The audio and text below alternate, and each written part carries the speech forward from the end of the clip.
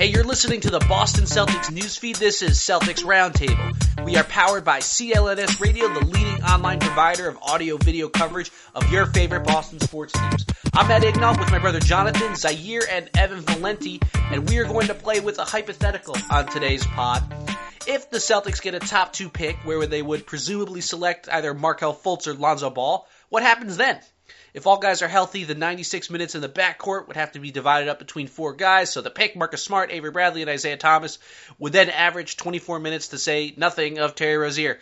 This logjam might be untenable. You can open up the most extra cap space, leaving room for a max player and perhaps a mid-level big by trading away Avery Bradley at the draft, who has 1 more year left on his deal before he's due a massive raise.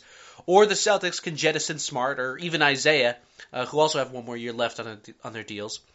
Or they can just trade away Rozier and deal with the logjam for a year, except for injuries. So, Jonathan, for you, what should the Celtics do? As much as I love him, and I know he's the longest tenured Celtic, and he plays so hard and is arguably the best on-ball perimeter defender in the league, I think Avery Bradley's the guy. You're going to have to pay him. He's going to warrant max money. He's got some injury problems. He's small, but he plays so big, and that sometimes gets him in trouble with the injuries. And I believe in Marcus Smart, and I would rather that money go to Marcus Smart. So I think Terry Rozier and Avery Bradley are the guys that I would be okay with parting with. You guys agree? It'd be a tough decision. Like it would depend on what the roster looks like, right? If they got Gordon Hayward, like either they could probably slide in a 2-guard spot every once in a while.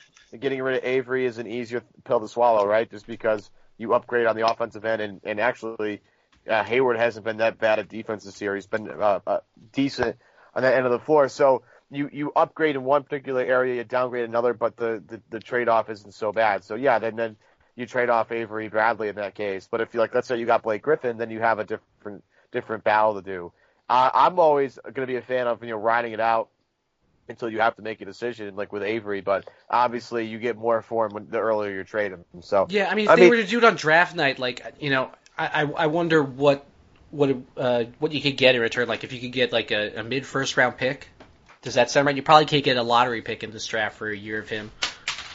No, probably not.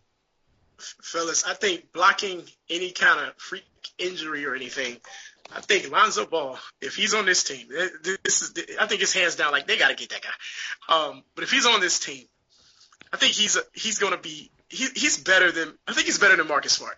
Marcus Smart is great on defense, but man, Lonzo Ball is just a better basketball player. And if you take it when they both were in college, Lonzo Ball is better than what Marcus Smart was at this age. They're different guys. Lonzo Ball's better than everybody. Way different guys. So but he's different guys. He's 67% true shooting and a 3-to-1 assist to turnover ratio. That's never been done. Look, I love Lonzo Ball. Don't get me wrong, but if you were to put Marcus Smart on that UCLA team, how well do they do? Pretty well. No. They do well, but they don't do this well. Lonzo Ball has changed how they play basketball, and he keeps things flowing, and it's smooth, and it doesn't look stupid like when the subs come in off the bench. Imagine if it's Lonzo Ball out there instead of a Terry Rozier. His shot looks a little stupid, but I don't think anyone's disagreeing with you that Lonzo Ball could be a transcendent talent. But you're saying that you'd give up Smart. Is it because of the positional overlap, or is it because you're biased against guys who struggle with their jump shots?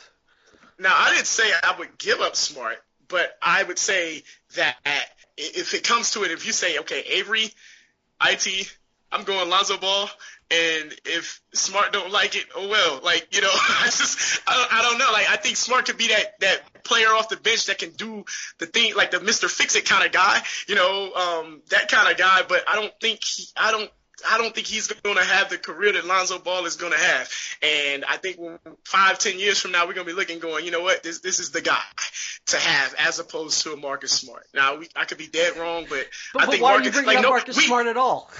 because we talk about Marcus Smart and people love him, but they really only love him in Boston. And I get why they love him in Boston, but no one values this guy like the Celtics fans and the Celtics people do. But if you just look at the game, I would rather have Avery Bradley than Marcus Smart. I hands down would rather have. You would pay Avery Bradley more money and keep him around rather than pay Marcus Smart a little bit less. Based on talent, yes. No way, man. Marcus is only, 23 years old. He just had his 23rd birthday. He's gotten better as he's gone along. Also has a little injury history, but Avery Bradley's there with him. But he's a much more versatile defender where he's going to be able to, you're going to put him on anybody. And at least he'll have a chance at slowing him down. Like, he's not going to be able to slow KYRIE down to the point where Avery did. But you can't put Avery Bradley on Kristaps Porzingis in a switch. That doesn't work. Marcus, because his lower body is so much stronger, it works for them. And they have to have at least a guy when they have Isaiah on the floor that can be versatile and switch and help out and stuff. Like, I think Marcus Smart as a facilitator is highly underrated here. I know he's not as good of a shooter, but at that age, neither was Avery Bradley. He wasn't a good shooter either. Marcus's improved free throw percentage tells me he's at least working on becoming a better shooter and feeling how he fits into the game a little bit more. But he's a much better player. His ceiling is much higher than Avery Bradley. I'm sorry. I got a hot take. I think that Marcus Smart's a better player than Avery Bradley now. Yeah, I think he's actually more versatile on offense as well. You could make that argument, yeah. Outside of Marcus Smart's defensive ability to play bigger guys, outside of that, I don't think there's not for this team and what it needs. No. Like, if I'm gonna get Lonzo Ball, then I don't need Marcus Smart's ball handling anymore. Okay, so now his only contribution is that he's scrappy. No, not if I have Lonzo Ball. If I have Lonzo and Ball, Isaiah, not if you have Lonzo Ball and Isaiah Thomas. Like what? If I got both of them, Marcus Smart's ball handling is not as important anymore. Wait, is there a thing of too much ball handling on a team?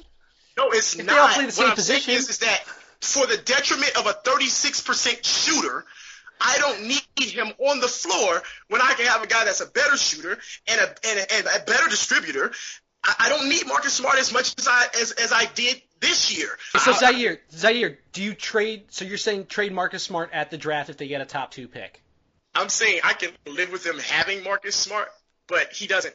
I don't think his value is as high if you have Lonzo Ball on your squad. Evan, what's your opinion on this? I don't know why you can't have.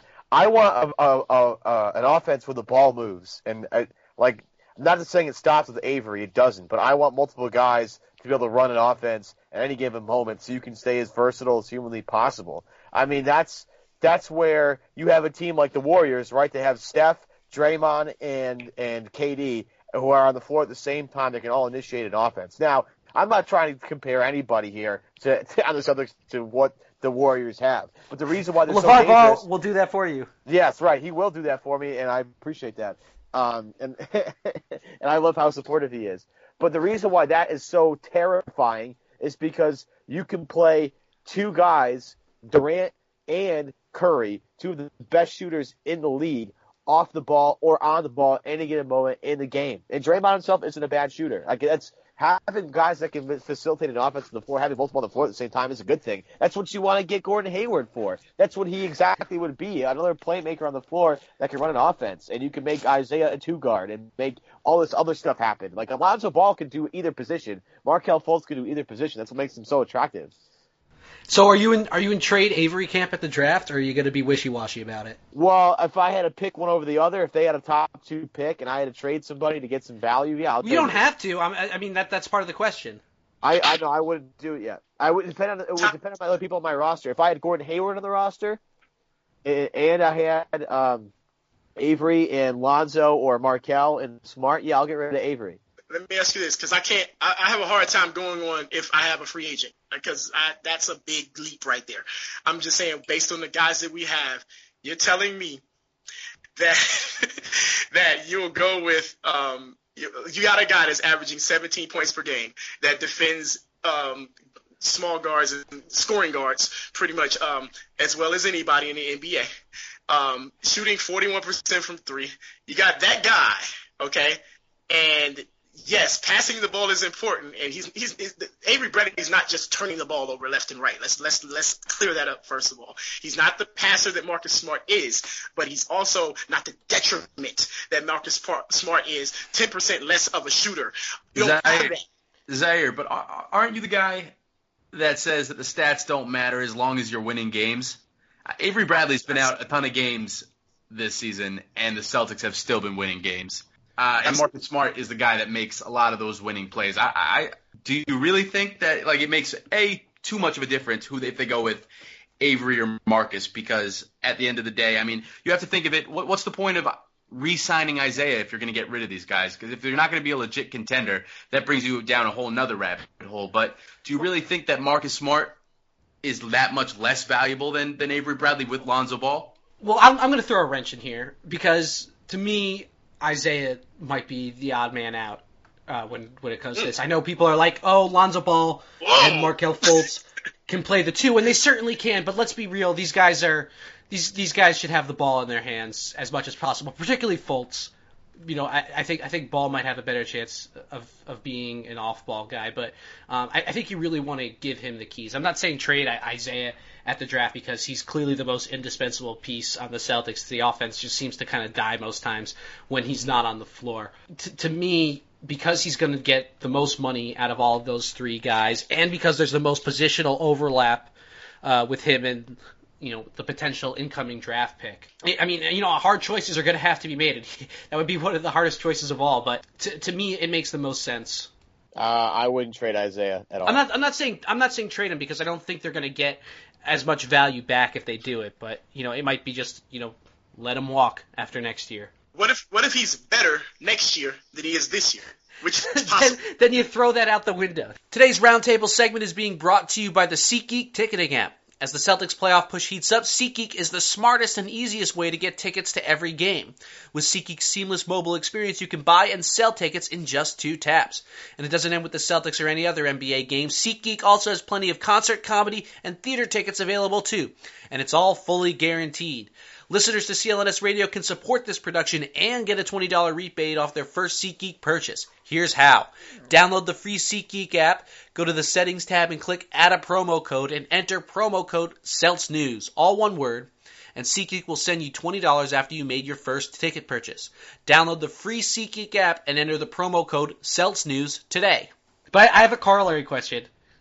Suppose they don't get 1 or 2. Let's say they get number 3, and everybody seems to agree that, well, not everybody, but most people seem to agree that Josh Jackson is that third player right there. Maybe he's not. Maybe you like Jason Tatum. Maybe you like Jonathan Isaac. Maybe you like someone else, Malik Monk, for Jonathan. But, now you have, Jaylen Brown playing sort of that same position, Jay Crowder playing that sort of position. Jay Crowder you could definitely get a major asset for because he's got so many years on that cheap contract. Do you jettison him, or is Crowder still, this sort of major building block that you want just because his contract's so great and he provides so much value on it? I want him around my guys for a while. I want him to teach them how to be professionals. That's the reason why I like Jaylen being on this team, because Jay can kind of guide him and mold him a little bit. I think Jay Crowder is a consummate professional. I think he's had a profound impact on the franchise. And if they're going to draft Josh Jackson, or if they're going to draft Jason Tatum, or if they're going to draft Jonathan Isaac, I want Jay Crowder there because he's the guy that's worked not the hardest, but he's worked super hard to get where he is. And he understands the value of putting work in from day one. And that's a trait that not every team has. Look at Jahlil Okafor on the 76ers. He didn't have anybody on the team to tell him how to be a professional. Now he's miserable. He was the best take I think we've had on the podcast the entire season, of me just laughing at him for 15 seconds at the end of that last podcast we did on Friday. That is a disaster. You can't have that happen to your 3rd overall pick. That is crippling for your franchise. I would love to have Jay Crowder there for a while to teach these guys how to play a little bit. And going forward, then you make the decision. Because he has a couple of years left, you don't have to do that right away. I want Jay there. And plus, that's the way Brad Stevens runs his team. It's usually a point guard, a couple of swings and wings, and a big. That's what his team is. Yeah, I don't think you trade him unless it's for, in a package to get a star. It doesn't make sense to me because, you can't have too many wings. It's almost an impossibility in today's NBA. What team has too many wings? 3-and-D guys are valuable. Agreed. All right, that'll do it here at Celtics Roundtable. Hard choices indeed. Follow us on Twitter at CLNS Roundtable and use the promo code CELTSNEWS, all one word, on your next SeatGeeks purchase for $20. We'll be back tomorrow.